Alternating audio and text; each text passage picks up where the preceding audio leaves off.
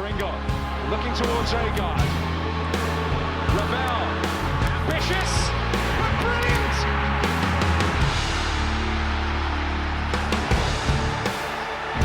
I don't believe it! I swear I do not believe it! And they are back on terms!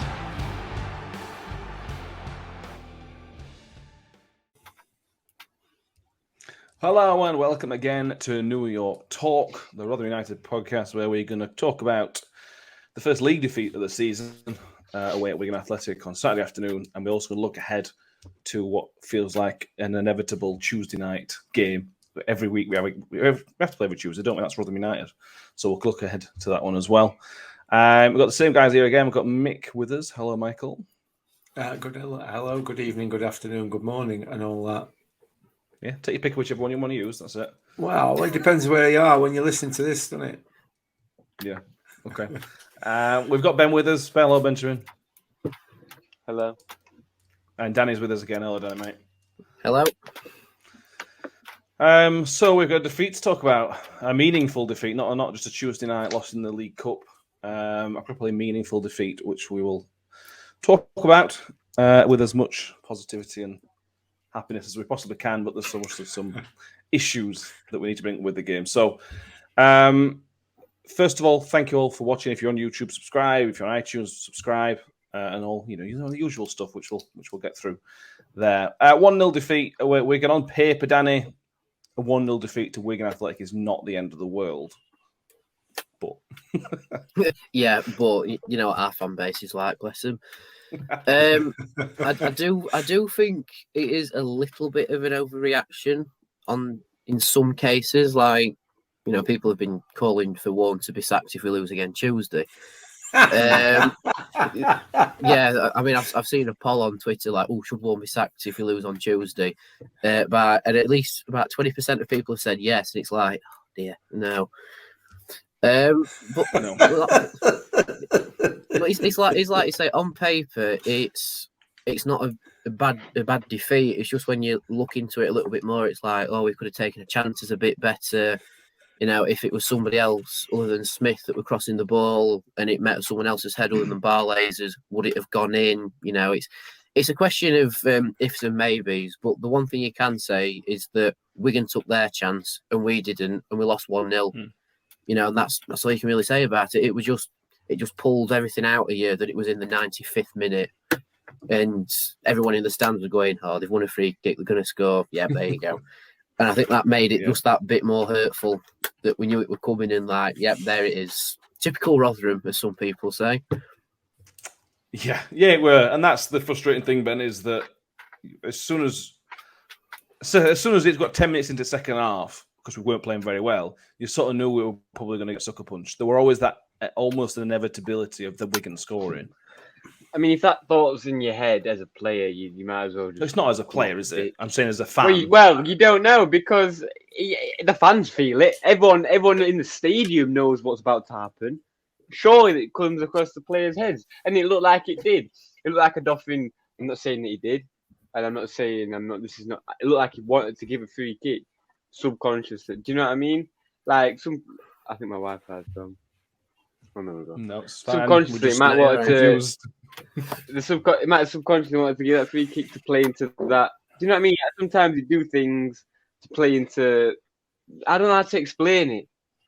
No, you're right, you don't. But it's kind of like momentum, where there's this thought of momentum, so you start to play bad because you have this thought of momentum, and there's this thought of they're going to score here, so we're going to give away free. Does that make sense? I don't know if I'm explaining it right. No, you don't. Not really, no. But I know what I mean. I sort of understand what Ben means, but then to counter that, you've got us winning a corner towards the end of the 90 minutes, and Chio's trying to get the fans going. Like when we've won the corner, his arms are up in the air, getting everybody going.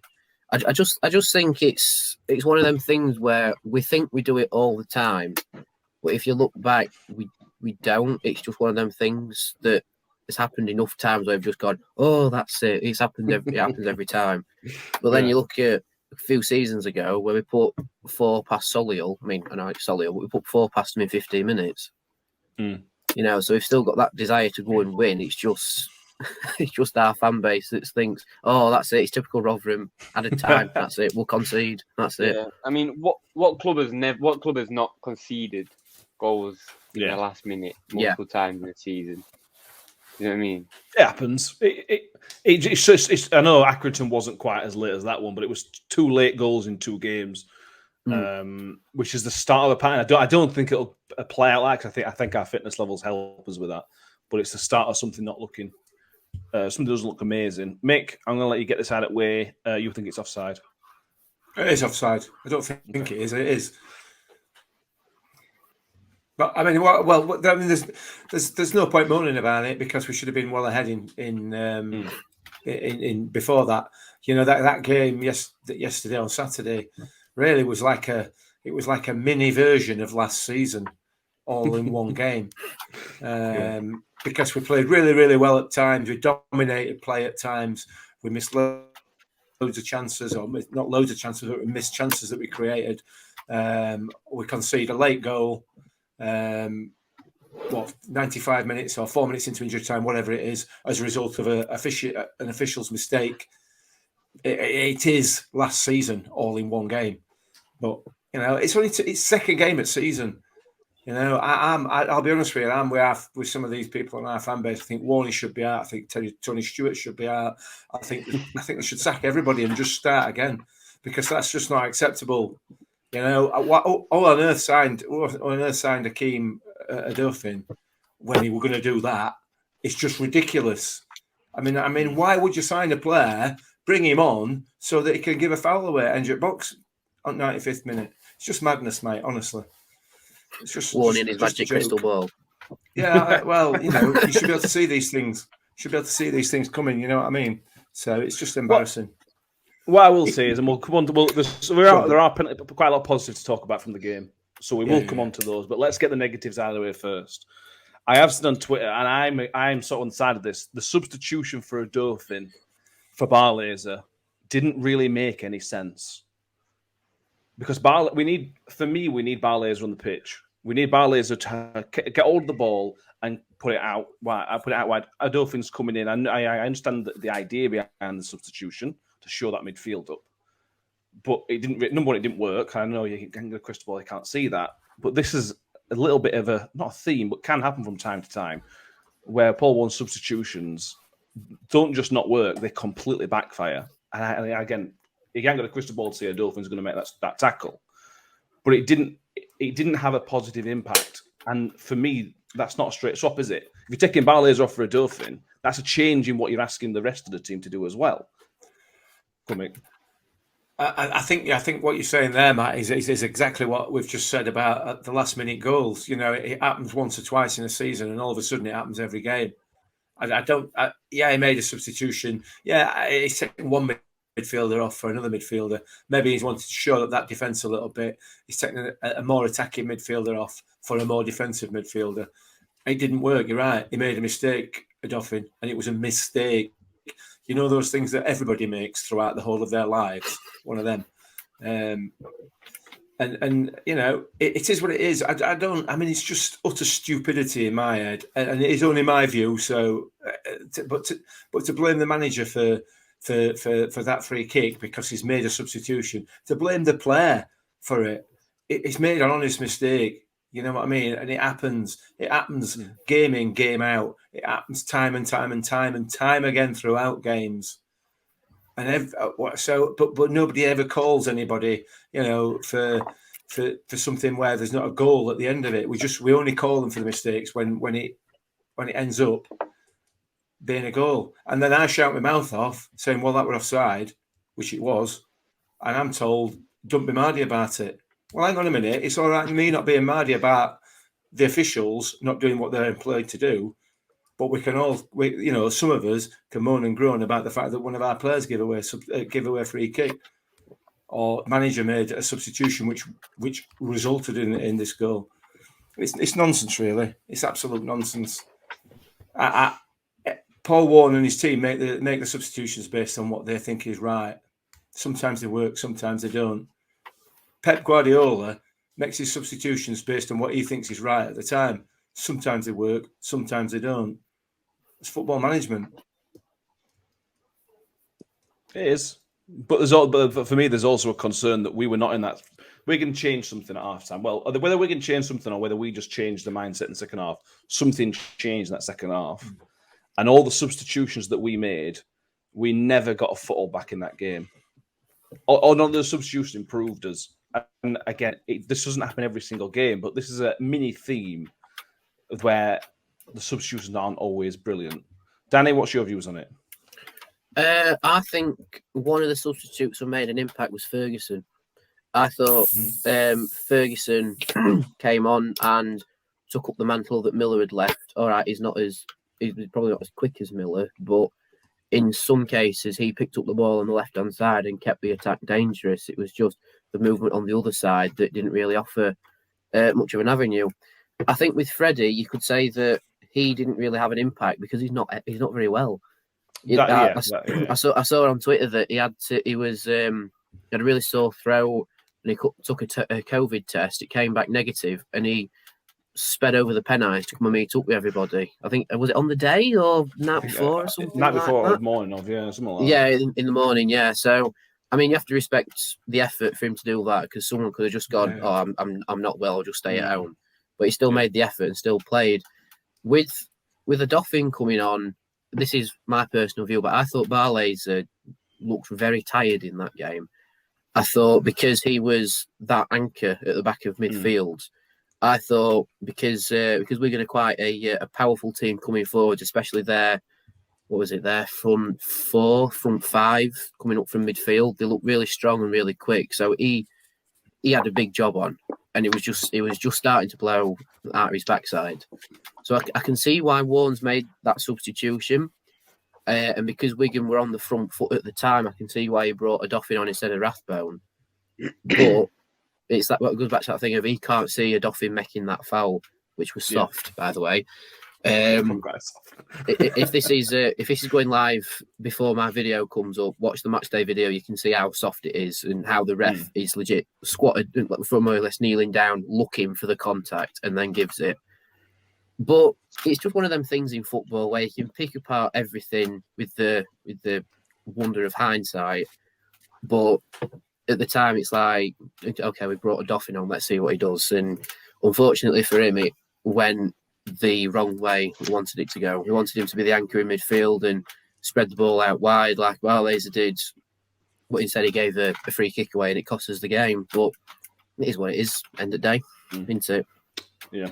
You get this. It's also trying now. It's because he's coming on as sub, and it's difficult for that type of player to come on as sub and make an impact because you're a defensive player. It's difficult, but as a substitute, you mentally want to make an impact. So, although I agree it was soft, he's also probably tried a little bit too hard, and then the players, forced the contact a little bit. A couple more points I want to make on Warren. This is not a slagging Paul Warren show. We're all behind Paul Warren. We're not one of these 20% or whatever that's voted Paul Warren out. But there's a couple of little things I noticed yesterday which were very different to Paul Warren in the past. One was during the game, one was post-match. The one during the game was where he didn't square up to the Wigan player, but he got in the face of the Wigan player. He didn't back down, Ben. And Paul Warren doesn't really do that. I've never really seen that before. That was different for me. Was it in the second half? Yeah. I think so, yeah. I can't remember. What minute was it? No. I ain't meant to know. How late?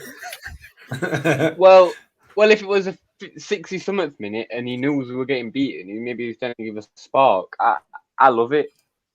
How can you not? If you don't love it, then why are you watching sport? Go watch, Go watch MasterChef or something. Yeah. I'm just saying it's different. I love it. Historically, that's not a very Paul Warren thing to do, is it? No, but it's a very, it's a fiery football manager thing to do, and if that's what he wants to be, then let him do it. If he wants to send a message to his team, football managers, especially Paul Warren, from what he seems like in interviews, you can't judge up interviews.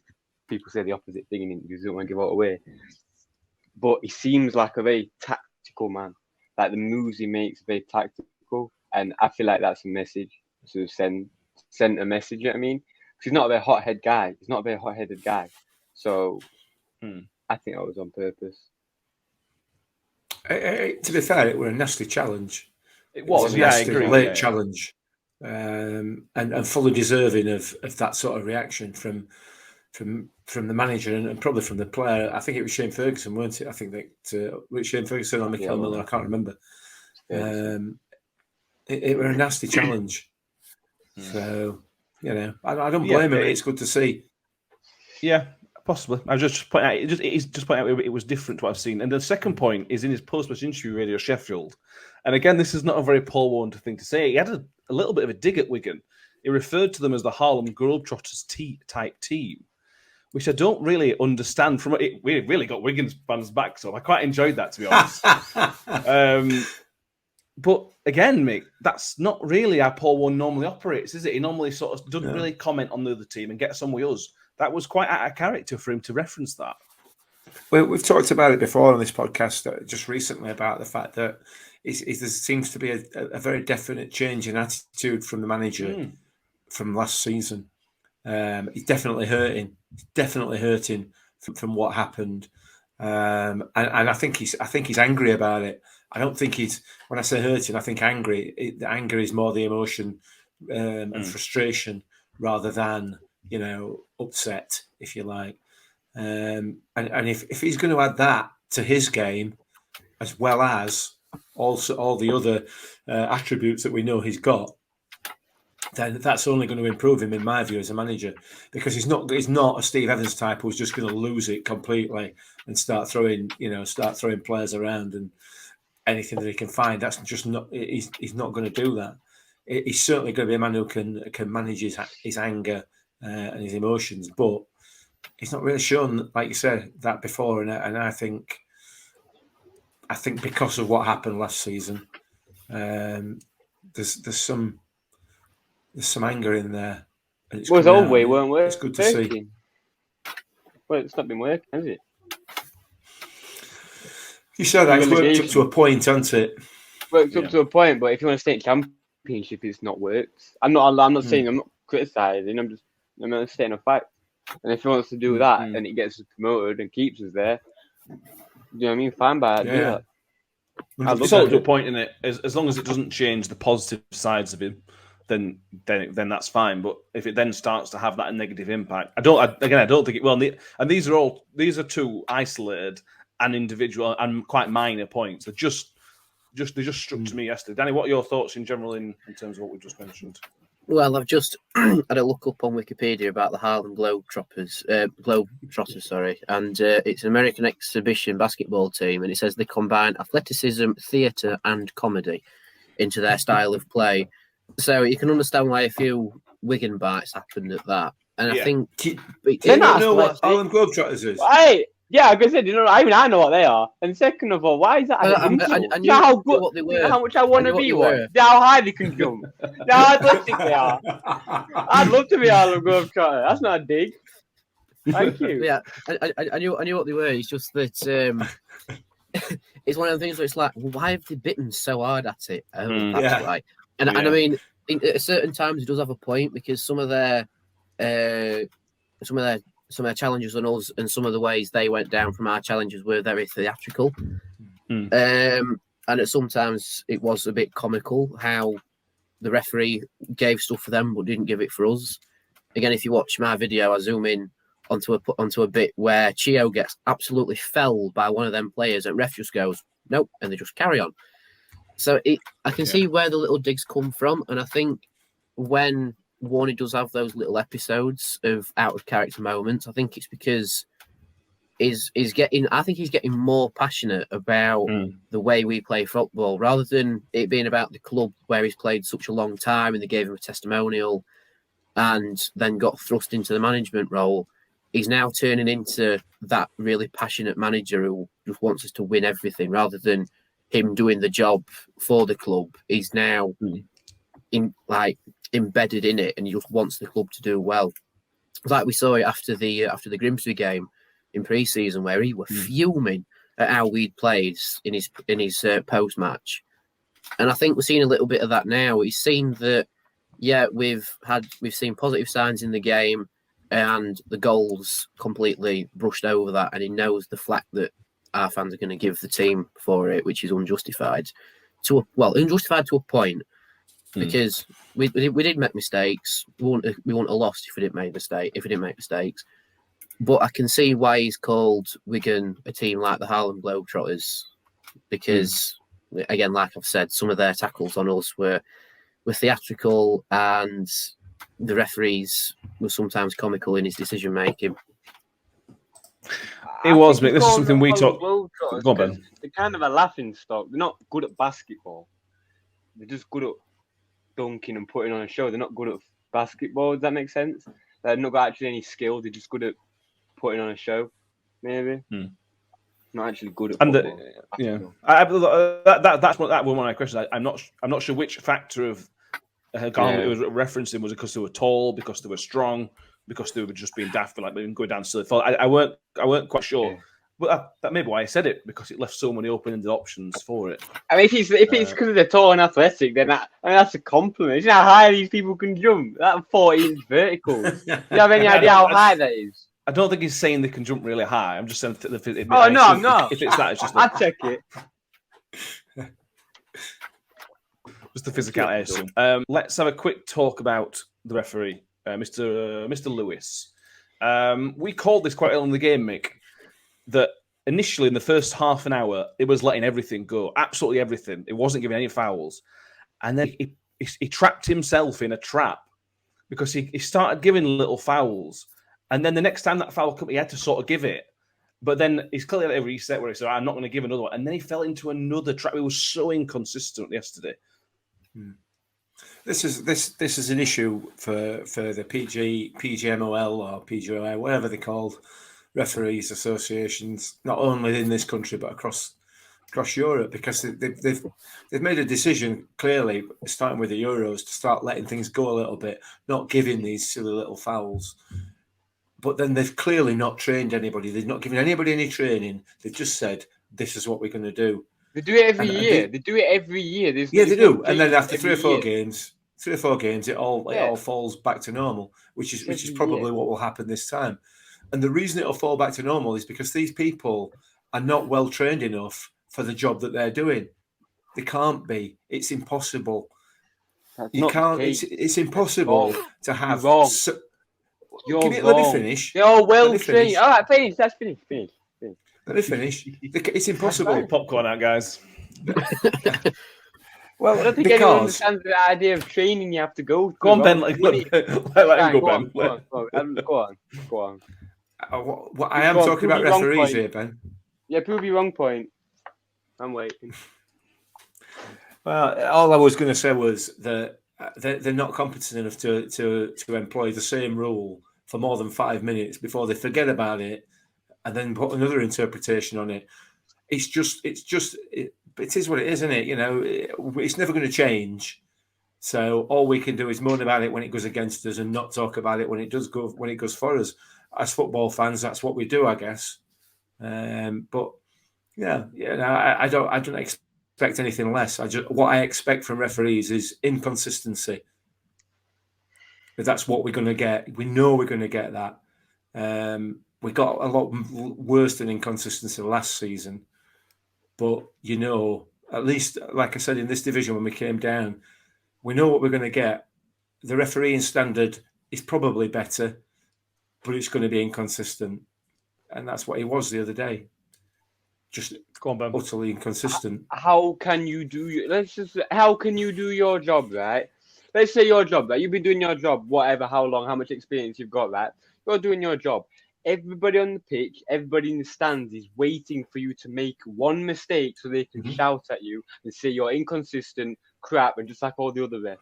They have no respect when there's a foul, bad foul that shouldn't have been a foul. Players swarm the referee doing this in the face and all of this. They get no respect. They can't make proper decisions, right? And everyone wants them to make mistakes so they can scream at them. How are you supposed to cope and do your job under that pressure? And do you understand how much training you have to go through, the years of training you have to go through? It's not that the fact they're well trained, it's the fact they get no respect, nothing. I agree they don't. You're right. Absolutely they don't. That should have no bearing whatsoever on whether No, they're that's not capable the of fact that making has the any same bearing. decision more than once. What has the bearing is everyone in the stands, everyone on the field, waiting for them to make the wrong decision, and then they can go out in the back and say the crap. That's when they lose the game. People screaming in the face. I'm supposed to make a decision and be confident about it. When you got 10 people screaming in your face every time you make a decision. Imagine that. Yeah. Imagine that. Going to work and make a decision and have people screaming in your face. Some people do, mate. Yeah, that's why they're not very Yeah. good at what they do. How the hell can you deal with that kind of pressure? Day in, day out, when you're a League One standard. I understand if you're a world-class referee, and you've been trained that way and you figure out how to do it, but when you're League One, you don't even do it professionally. How the hell are you supposed to deal with it? I think what we can both agree on, Ben, is that exactly what you've just said. They're not very good at what they do. So. How can you be? Shall we move on to Rotherham United related stuff again? Because we've gone down a refereeing rabbit hole. Well, can I just say? We've gone down a refereeing rabbit hole, and I've not mentioned Gavin Ward yet. Well, there you go. There you go. Let's talk about some positives. I thought defensively we were very solid. I know we conceded the goal, but like Mick says, it was probably offside. For my opinion, Mick's certain, but I think it probably was. One quick landmark to mention is Wes Harding made his 100th league appearance yesterday, which is worth a shout out. 48 of those for Rotherham so far. As a defensive three, Danny, they were solid. We didn't really look like conceding. Other than Barley's made that mistake against White, we didn't really look like conceding. Really, it was again a solid defense, and that solid chance base. in the first half. That was that one. Oh, was it? But no, the volley. Was that from Barley? Great, wasn't it? No, I'm not sure. Oh no, I know the one you mean. It was in the second half. Was it second half? No, first half. Sorry. Yeah. The same kid who scored who sliced his volley wide. Yeah. I think with a defensive three, it certainly suits Wood and Inekwe quite well. Because I think Ekwe's calmness comes from Wood because he's got a calm, level-headed defender next to him, so he's able to play like that as well. I think with Harding, he's sort of moulding himself into that left-sided centre-back, and he's doing that quite well because you'd more play him on the right sides out of anything with him being a right-back, but he's doing well in that position. I do think defensively we look solid in the first half, other than the mistake by I can't remember who it was, but that played in Will Keane and he had the half chance, which he thankfully sent miles over. But I think in the second half, I don't know, something just seemed to happen and we looked a little bit more vulnerable at the back. Not like overly vulnerable, but I don't know. It just seemed that Wigan seemed to get the lucky side of the coin in the second half more. Whether that's down to the referee or it's down to us not putting in as much effort, I'm not sure. But I don't know. I think at some point we will have to try a different formation just to see how it works. Because I was speaking to somebody and they said I'm getting a vibe of when we were playing 4-3-3 and it just didn't work on occasions, and then we changed the system and it worked brilliantly. I don't know myself, but it might come in the pizza trophy. We might try a different formation, but I think for the time being we'll stick with 3-5-2. But I think so personally. Or maybe even drop back to, or have a definitive back five if we play in a particularly high-scoring, high-pressing team, and then bring Matic in and potentially push Harding out even further. But yeah, and we've got centre-backs to come back as well. And I agree, Harding's been brilliant in centre-back, but we've got Angus McDonald back at some point. From what Warren said, listening to what Warren's saying, it doesn't sound like he's far away, which is a big positive. Curtis Tilt is even closer. He'll be back in training by the end of this week. So within a week or so, he'll be back available for the starting 11. We've talked about it a lot, Mick. We've got a really, really good base there with extra to come in. Whether we choose to go forward, back or five, whatever we choose, that's one area of the pitch we can't really question in terms of strength and depth. No, I don't think we can. I don't think we can. I think it's outstanding. And Wes Harding, if we manage to hang on to Wes Harding for the whole of this season, I'll be amazed. What a player! How the hell is he playing in League One? It's absolute madness. I mean, there were 46 last season and all. Yeah, apart from them, 46 last season, but he was solid. You weren't. Wow, player of season. Oh, get great. You were player of season. A player of season. I can defend a bit of player of the season when you go down. I don't know, because it was the player of the season, Ben. I don't think. We didn't go down because our defence was rubbish, did we? Why did we go down? Because we couldn't score any goals. I think what I'll do, Ben, after this, I'll email you a copy of our end of season awards video. Yeah, I know he got it, but does that mean? It don't mean he was the best player just because a lot of people voted for it. Don't mean he was the best player. It's opinion. It's all opinion. Why think other people vote for different people? It's all opinion. I'm going to get the Doritos out again in a minute if we're having another domestic. It was all right. He's been good. He's been good, but it's 2 games. Let's just keep our head on. All right, please. Okay. It could tear his ACL next game. That won't make him a bad player, would it? That would. No. I'd still be surprised if we've still got him at end of season because he is a hell of a player. Certainly for this level. For 2 games, he's been a hell of a player for 2 games. Let's keep it real. Right? If he plays his way until January, that's cool. It's been 2 games. Calm down. Oh, Ben. I will. I've been put in my place. You won't get my team for 2 games. Anyway. Let's talk about somebody been like in practice. So. Let's talk about somebody else who's only played 2 games, Ben. Josh Coyote. Coyote. He was excellent for the first hour, Ben. I thought it was excellent. I think he definitely tailed off and obviously got subbed off. But at times, he looked a real handful and he got a lot of tools to his armoury. I didn't see what was special. He worked very hard. That's what I noticed. He worked very hard. I really like that. Tracking back a 1-2 to our own box. He worked very hard. I didn't see him do it skillfully. I might be watching a different game, but he played all right. He played well. He's got a lot of potential, but you don't get promoted through potential and win through potential. So. Yeah, it's a fair point. I think it's as positive as we're going to get you tonight, isn't it, Ben? Well, no. Well, listen, I'm not going to say let's get him in a 5-year deal because he's played all right for a game or 2 games. I don't know skillfully. They score. They have a shot, like a good shot.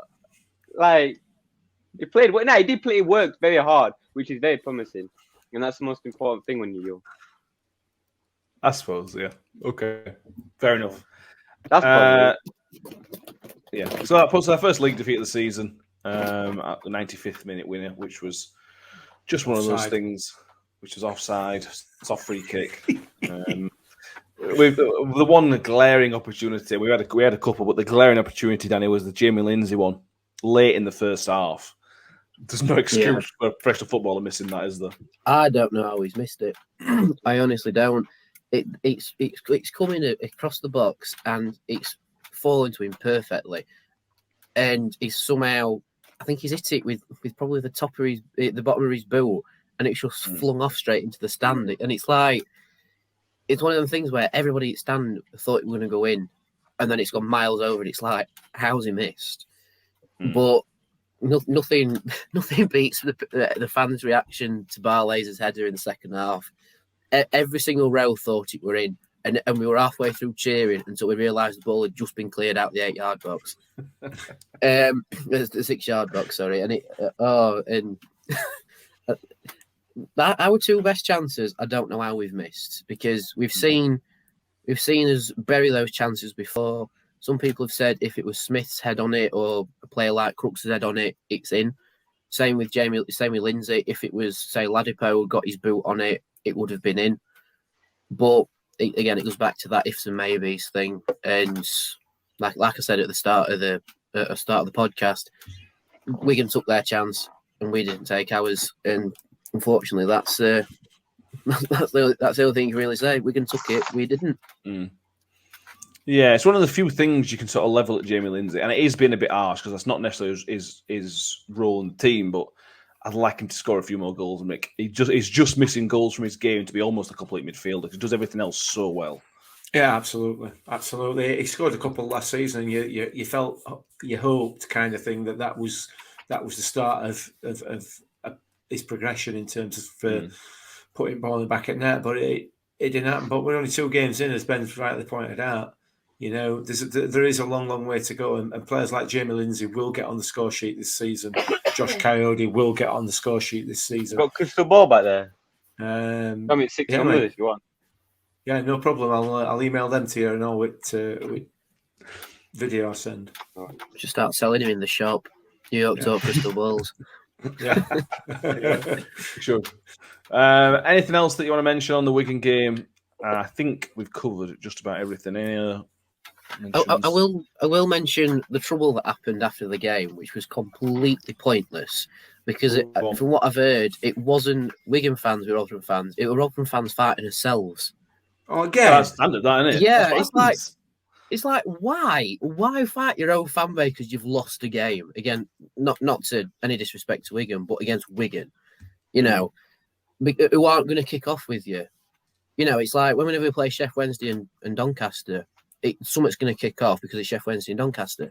But against Wigan, and then you end up fighting yourselves. It's pointless. It's the circle of life. We ended the last game before lockdown with fans fighting with each other, and the first away game after lockdown, fans were fighting with each other. It's just, you know what I mean? It happened a couple of seasons ago as well when we played Bristol Rovers away, and fans were fighting with each other after that game, which was a 1-0 loss, and it was our first away loss of that season as well. Yeah. Anyway, let's move on.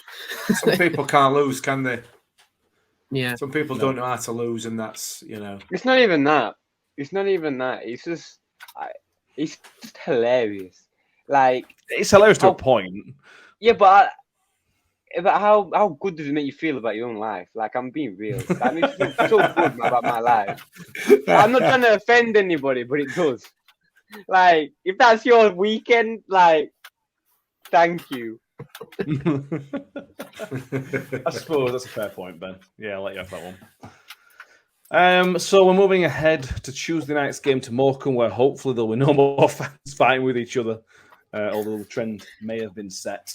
And we go to a Morecambe team who are surprisingly above us in the table, only by a point, but they are above us after 2 games. That's a fantastic start for Morecambe. A point against Ipswich and a win against Shrewsbury in their first home League One game ever. And will be their second one, as we've already mentioned. It's been a while since we last played Morecambe. The last time we played him was the infamous 5-4 League Cup game, where obviously Kevin Ellison scored.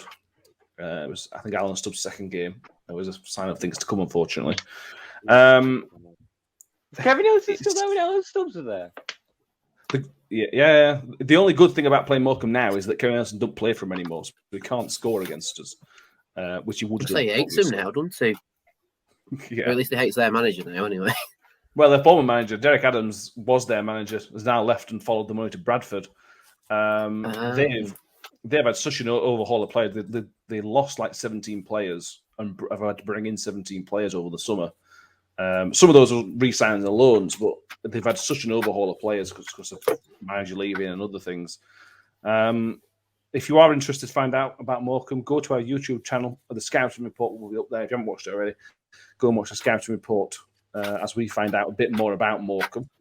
Mick, this is one of those games that on paper, this should be a comfortable Rotherham United win. But against teams like Morecambe, they will get so many more wins than the neutral thinks they should, because they're going to work hard. Yeah, absolutely. They'll graft, won't they? And you're obviously going to have this down as a winnable game for us, without a doubt. Certainly, I'm sure the management team will be earmarking this as a win, or a game that we should be winning. The fans will expect. Some of the fans will expect that we'll win the game. It's going to be tough though, but I personally, I think we've got enough. I think we've got enough to take on teams like Morecambe and to deal with teams like Morecambe. but it is early in the season, and it's still despite the fact our squad played together all last season, we're still bedding in. Everybody's still bedding in, aren't they? At this stage of the season. So it ain't going to be easy, but there ain't going to be any easy games in this division, is there? At any stage. Yeah, that's a fair point. The last time we visited was previously called the Globe Arena. I don't know what it's called anymore. Was Mazuma Stadium now. Mazuma. Oh, yeah, that makes sense. The last time we visited them was in 2013, the final game before the final 5 of that promotion season, of the League 2 promotion season. That was I think when we talked to, we went with Michael Connor and Ben Pringle, they talked about this Morecambe game being a little bit of a turning point for that season. Yeah. But that was the last time we went. We lost 2-1. Guess who scored? Kevin Ellison. Ben, Mick, sorry, touched on it. What do you expect from us from going to this game? Because we're going to have to work very hard against a team like Morecambe. Why? What's the difference about Morecambe and Stingers? Because they've got a stereotype.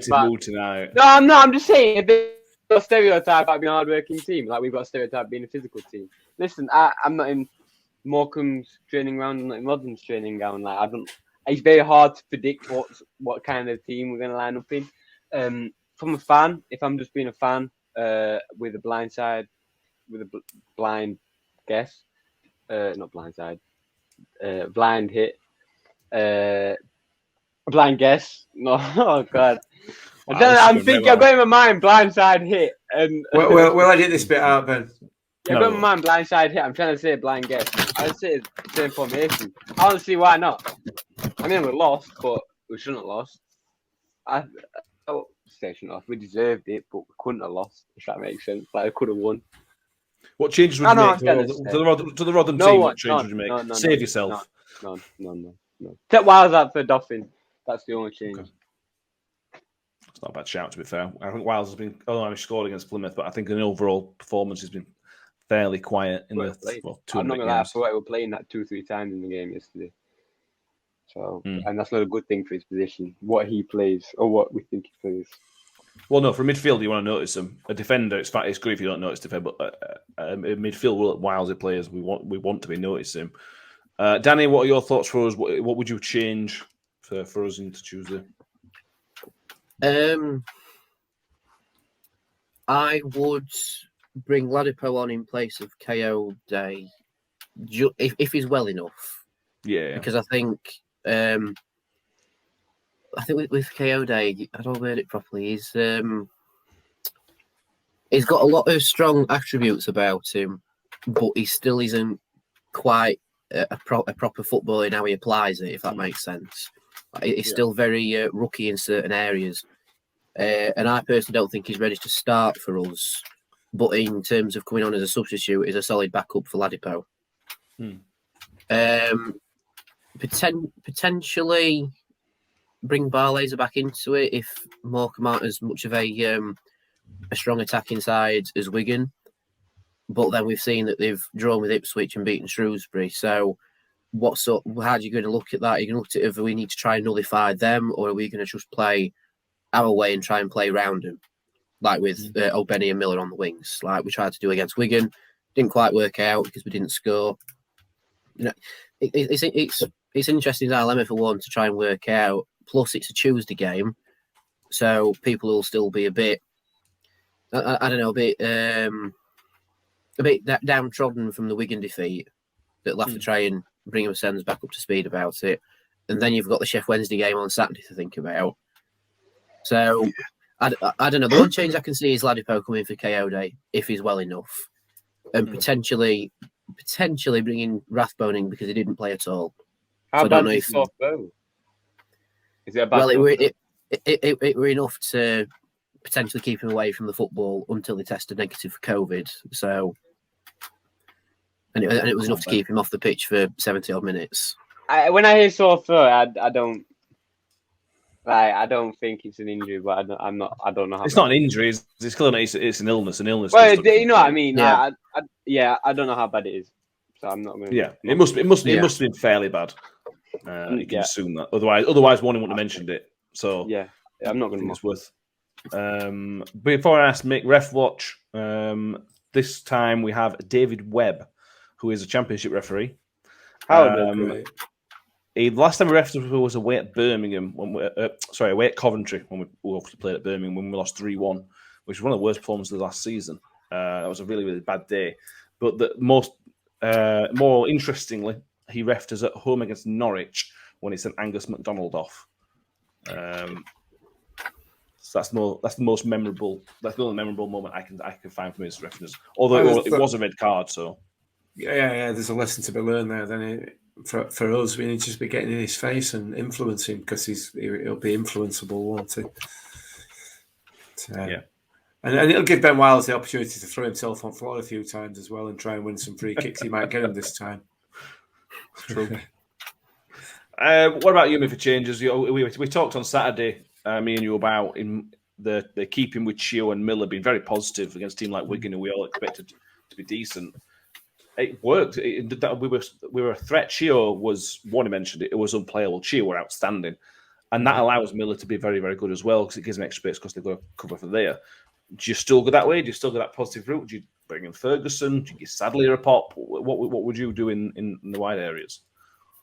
I wouldn't change it. I wouldn't change it at all. I won't make any changes at all. If Freddie's, other than possibly Coyote and Freddie, swapping them out dependent on fitness levels, no, I wouldn't change it. Let's go for it. It's a really, really strong side for this league. A really strong side. And there are going to be a long periods of this season where they're not all fit. So while they are all fit, let's get them out there and let's try and get some points on the board early doors. One worth mentioning, which wasn't mentioned by one, but Richard Wood spent a lot of time on the floor in the last 20 minutes of that game. Again, nothing was mentioned by Warney, so that might be nothing. It might be Richard Wood being an old man. See, that to me says it's something. Because if I'm a manager, I say nothing. Like, you don't understand. You know, like Tom Brady, right? He says the opposite in the news. Like, he'll say, he says the opposite to the media. So, like, I'd read a lot into that. I feel like Woody could be injured. I feel like Fred is fine. Because people say the opposite to the media. Because why are you going to tell the media the truth? Let's be real. You tell that. Why would you give everyone? Why would you give everyone? The differences between a big NFL team and a club like Rotherham United is the media is the link between the manager and the fans. If he starts lying to the media, then you're effectively lying to your fans. The difference between a Man City player lying to the media is different to a Rotherham United team. That's the only issue. Your media is lagging. My Wi-Fi is cut out. I can't hear you. Well, we're going to speak. Yeah, you're back. Okay. Is it about lying to the fans? Yeah, I'm saying the differences between Paul Warne lying to the media and, let's say, Pep Guardiola lying to the media is Man City have different ways of getting in touch with fans. They have their own club channels. Radio Sheffield and Paul Davis are the key two main areas that Paul Warne communicates with the fans. So if you start lying, or not hiding the truth, but start lying like that, then you effectively lying to your own fans. So you might be right, but for that reason, I don't think you would lie about that. Why does it matter? Because if we get promoted at the end of the season, right, and he says, "Yeah, I was lying," just to the media, I don't think any fan is going to care. It's not very Paul Warne thing to do, is it? Paul Warne's all about honesty.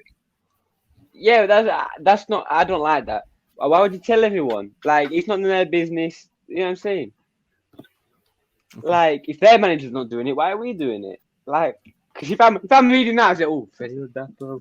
We should." You know what I mean? Like, fair enough. You'd be an idiot, not so. But I see your point. Yeah. Let's play devil's advocate, Danny, and go worst case scenario. If Richard Wood is injured, let's say if he is injured, what's Plan B? Because although we have got strength in depth when everybody's fit, we ain't got many fit centre backs at the minute. I think if Wood is injured, then we might have to go with Edmonds Green, potentially. But Wood, I don't think Woody will have a major injury. To be honest, I think it's more cramp more than anything. Yeah. Because there were times where he went down, like the first time he went down, everyone were like, "Oh no, we've lost Woody. What's going on?" And he just stretched it out and carried on. So, I like I say, I do think it might be Woody just being an old man and cramping up. But if he is injured, then Edmonds Green will probably come in, maybe even play a Doffin at centre back, and then you can keep Barlaser on as well. But and I we'll find out from Paul Davis in probably on Monday, maybe Monday afternoon, what the situation is with Woody. But I personally think it was just cramp because it looked like cramp and he went off a couple of times. I mean, there was one point in the game where we had two centre backs off the pitch because we had Woody and Inekwe off because one had been fouled and Woody got cramp. So I don't know, but I personally think it's cramp. It might not be, might have pulled something or just seized up. I'm not sure, but we'll see what happens Monday afternoon with our ever insightful journalist Paul Davis. Absolutely. We'll go finish up predictions. None of us got the predictions right for the Wigan game because we all went for positive results. So that's a shame. And Mick, you going positive result for us again against Morecambe? Yeah, 2-0. Okay. There you go. Nice and quick, Danny. If not, I'm tipping Warren to be sacked on Wednesday. Oh yeah, obviously. I don't even know why he's still manager, to be honest.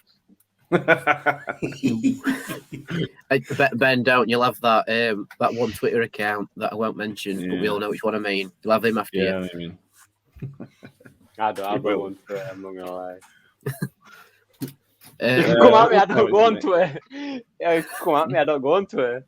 I won't mention it because guaranteed they'll probably watch this video and go, "Oh, you've mentioned me," and it's not worth it. No. But what was my prediction for the Wigan game? You went 1-0.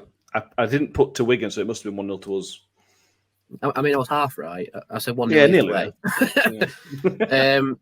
But no, for Morecambe, I think they will be looking to try and get to get their first big scalp of this season. They nearly got it with Ipswich, but they drew. So I reckon they go in, Rotherham's another favourite to go up. Let's give them a good showing.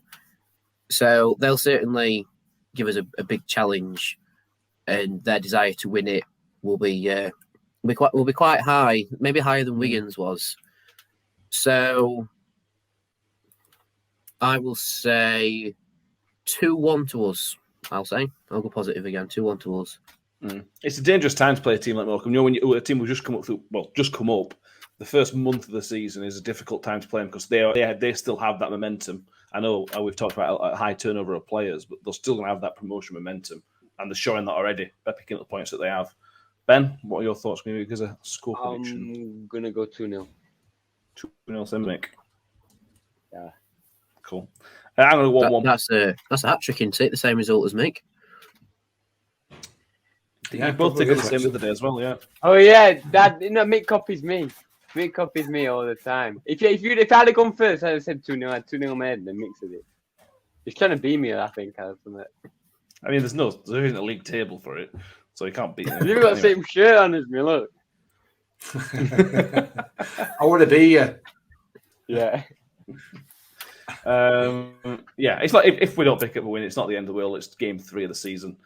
The next 2 games are big. Not for points wise, like Wednesday and Donny up next. They're our 2 big games of the season, really. So I'm sure the players aren't looking past Tuesday, but we have got bigger fish to fry in terms of games coming up. So that is all we have for today. So thank you all for watching and listening. Like I've already mentioned, if you can subscribe and give us a thumbs up on YouTube if you're watching on there. And if you're on iTunes, give us a subscribe and 5-star rating if you can as well. That'd be lovely. Keep an eye on the YouTube channel because Danny's matchday vlog will be up Monday. Danny, Monday afternoon. I've transferred you the footage, so it's whenever you fancy uploading it now. Monday afternoon it is. That'll be up to when I get 20 minutes, we'll upload that at some point. Certainly Monday that will be out. And keep an eye out because Danny's matchday preview will also be out on our website.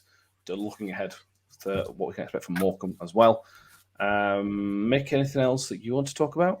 No, I'm absolutely fine, thank you. But thank you for asking me and giving me that opportunity. No problem. Ben, any more rants you'd like to take everybody on? No, mate. Super. I had the Doritos in my hand ready then. Danny, anything else you want to mention? hopefully Chio wins more free kicks against Morecambe than he did against Wigan, or at least gets them given. Let's hope so. Yeah. Safe travels to be going to Morecambe. It's a long old trip on a Tuesday night, so safe travels to everybody that makes that journey. Danny will be there, so give Danny a wave. Oh, yes. If you see him. Just one thing I would say for those who are not going to make it, it is on iFollow. It is available to watch on iFollow. So for your information, but bear in mind, I don't think this season any of your 10 quid goes towards the club. It all goes to Rick Parry's holiday fund. So, but yeah, could do. You can still watch game, you know, while Eric gets another yacht. Okay. Anyway, thanks for that, Mick. No worries. You're welcome. Thank you, everybody, as we've mentioned, and we'll see. We'll be back on Friday morning to look back at what will hopefully win and look ahead to the first South Yorkshire derby of the season. Thank you, everybody. Pringle looking towards Agard. Ravel, ambitious, but brilliant!